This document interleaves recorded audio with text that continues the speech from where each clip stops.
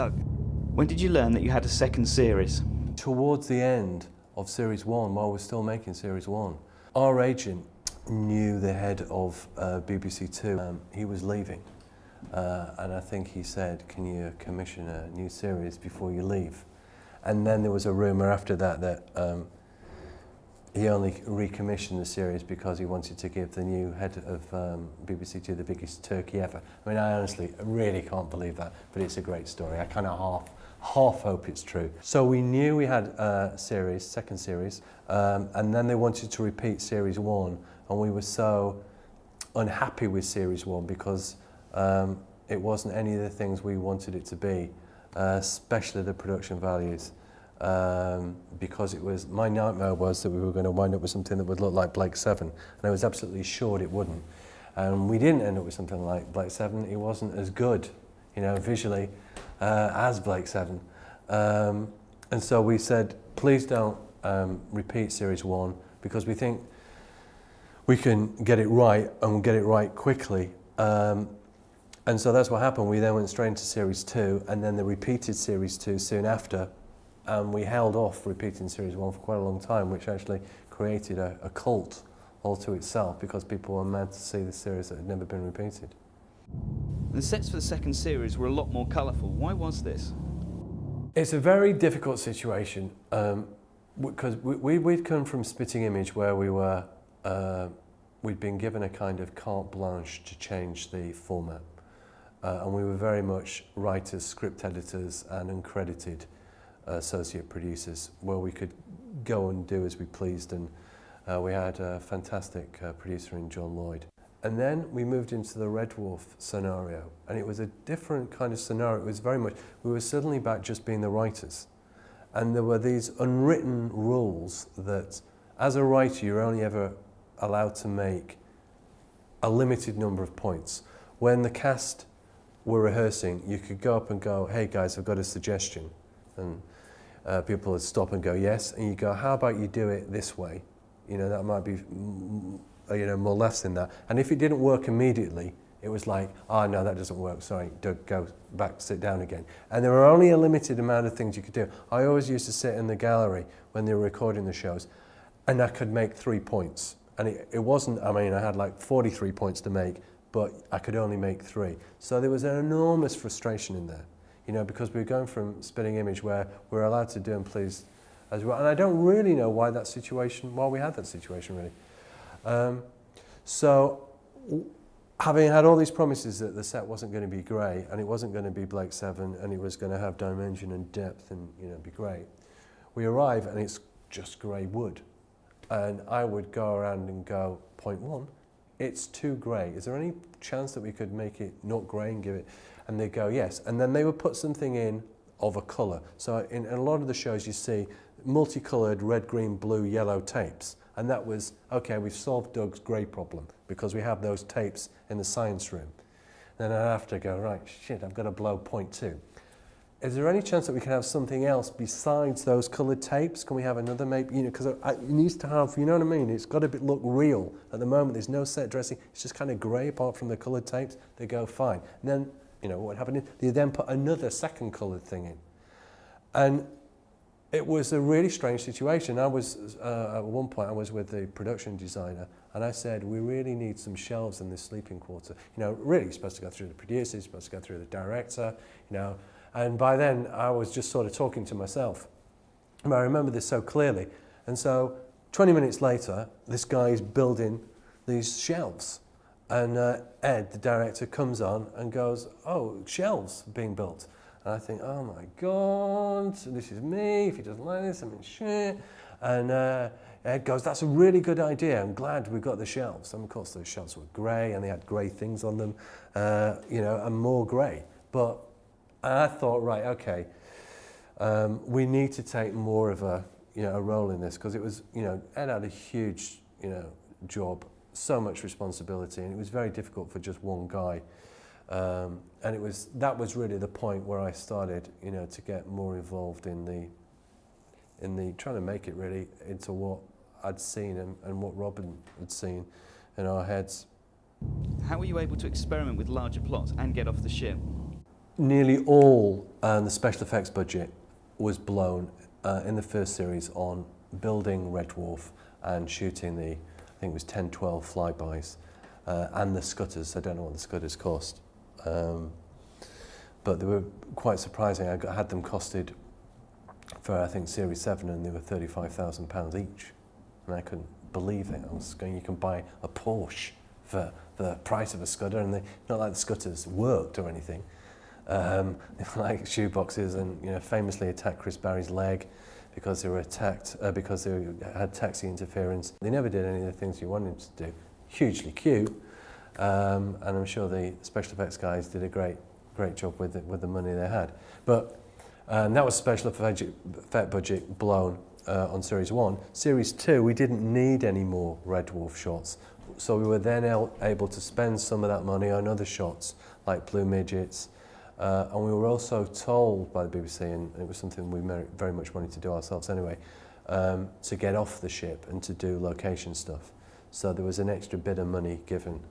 So we were able to go to fabulous places like Rhyl, which was to double as a beach in paradise.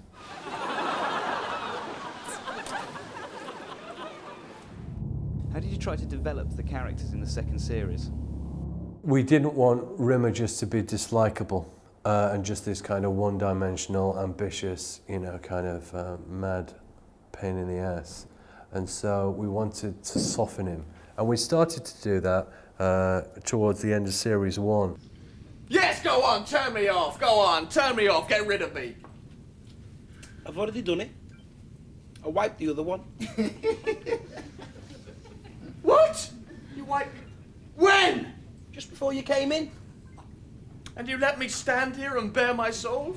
Yeah. And we wanted to continue that, and it felt much more, the characters felt much more bedded in. That opening scene in Kryten, where Lister's cleaning his bike, and the dialogue was really kind of, I think, and you could feel that there was a real chemistry between Craig and Chris at that point. Le manjo estes bonega, ple curain gratulain al la curistu. I would like to purchase that orange inflatable beach ball and that small bucket and spade. The meal was splendid. My heartiest congratulations to the chef. What? Pause. Rimmer, you've been doing Esperanto for 8 years. How come you're so utterly useless? Oh, speaks. And how many books have you read in your entire life? The same number as Champion the Wonder Horse, 0. I've read books. Lister, we're not talking about books where the main character is a dog called Ben. I went to art college. You? Yeah. How did you get into art college? The normal way you get into art college. The same old usual boring normal way you get in. Failed me exams and applied. He snapped me up. What were your feelings about avoiding continuity errors? I was always assured by Rob that continuity wasn't important. And, I'm just a sheep. I didn't listen to him about anything else. It was just a continuity thing.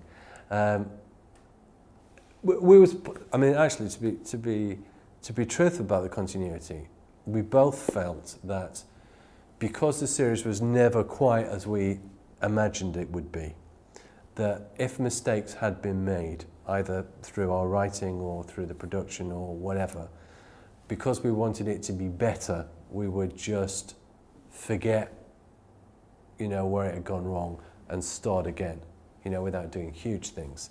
But when you see the jump from Series 2 to Series 3, stuff like that, we just thought we'll bite the bullet and try and make it better. And after all, this is a comedy series. If it was making people laugh, it's doing its job. Shouldn't this plug into something?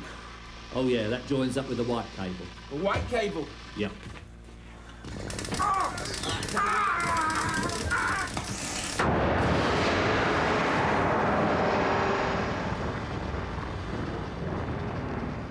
Or is it the yellow cable? Having originally avoided a robot character, what made you create Kryten?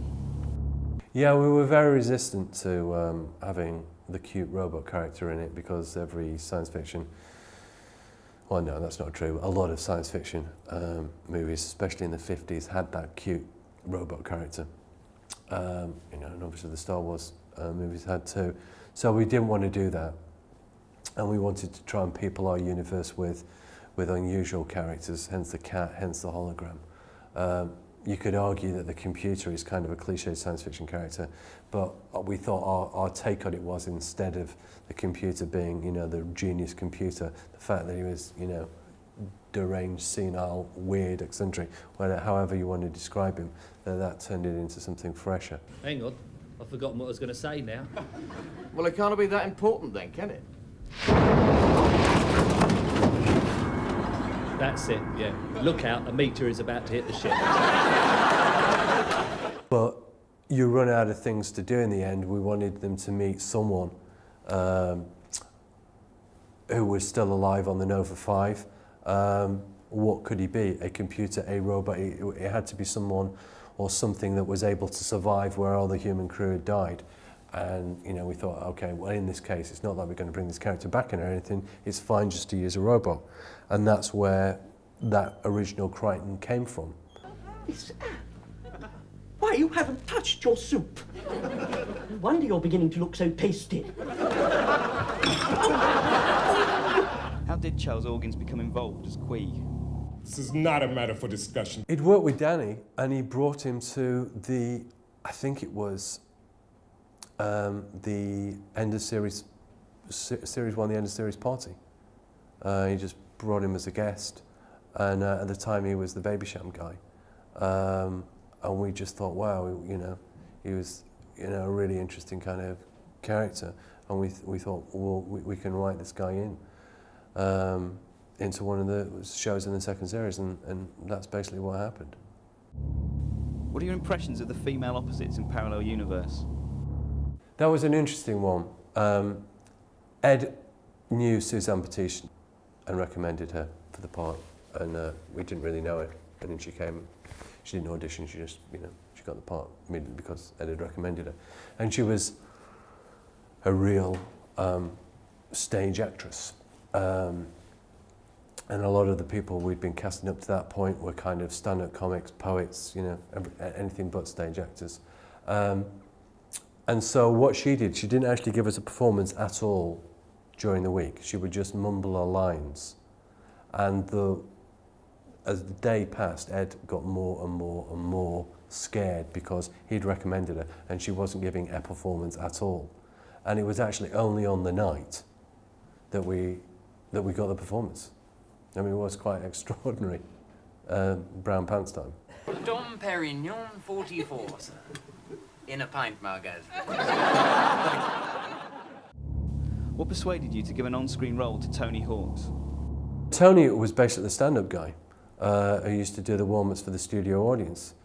And I remember around it was about show 5 of the first series. And it was, I always used to, I didn't tell anyone, but I used to work out who'd done better, us or Tony, with the audience. And at the end of the first series, I think it was about 3-3. And thinking, you know, and Tony was very funny, you know, so it was, you know, but the idea is that you're supposed to be much better than the warm-up because he's not even doing his best stuff. He's sort of like, you know, this is just a gig and I'm, you know, I only want to be here because I just need a bit of money at the moment. And then series 2, I'm happy to say we were in control and then, you know, we won. Although Tony isn't aware that we won because he didn't know there was a competition in the first place. And he was, you know, he's a great funny guy, and he did become, you know, the 4th or 5th dwarfer, as it were, and so he would use him in bits and pieces because, you know, he was funny. You think I'm insane? Should we take a quick vote? Silence, scum! Shut up! How confident were you of getting a 3rd series? There was no buzz. You would meet friends and they would, you know, not really talk about it. And so there was no sense of, oh, this is, a hit or cult hit or anything. And the reviews had all been pretty, you know, not very special, pretty critical. And in fact, there was a key moment. There was a review in, funnily enough, the Manchester Evening News, and the guy who wrote it was a guy called Ed Glinnett. And he was saying, I can't understand why none of the Southern press have praised this series because there's some really good stuff on, and Norman Lovett has now joined the pantheon of all-time comic greats. And he really seemed to, you know, So love it and understand it. And that was the first, like, wow, someone's got it. This is fantastic. Well, you later find out he was some mad eccentric, you know. Probably in a loony bin by now. Hope they got some spare odds and sods on board. We're a bit short on a few supplies. Like what? Cow's milk. Ran out of that yonks ago. Fresh and dehydrated. What kind of milk are we using now? Emergency backup supply. We're on the dog's milk. Dog's milk? Nothing wrong with dog's milk. Full of goodness, full of vitamins, full of marrowbone jelly. Lasts longer than any other type of milk, dog's milk. Why? No bugger would drink it. And then the real moment for me was being given a telephone number, and I had to phone this number, and it was an American number, and it was some American guy who worked for some American PBS station, and he said, Red Dwarf is the biggest thing that we've had since Monty Python, and it's absolutely huge out here. And it was like, oh wow, is it? That's fantastic. And put the phone down, and then we started to do series 3. And so, some of the press came to talk to me, and I said, oh, we just got this call. And apparently, Red Dwarf's bigger than, you know, this guy told me Red Dwarf's bigger than Monty Python in America. And then that was all over the press. And it was like, Red Dwarf, huge cult hit all over the world. And it was like, it was just this one bloke. It just, oh, well, all right, never mind, what the hell. And as it you know, turned out, it wasn't just one bloke, but that was, you know, and I wasn't trying to mislead anyone. It was just, you know, that was their story, and that's how it was painted. And then, series 3, it became, the story was how big a hit Red Dwarf was. It was a huge cult hit in America, and therefore it must be a cult hit here because it was huge, huge in America. Thank you. Thank you.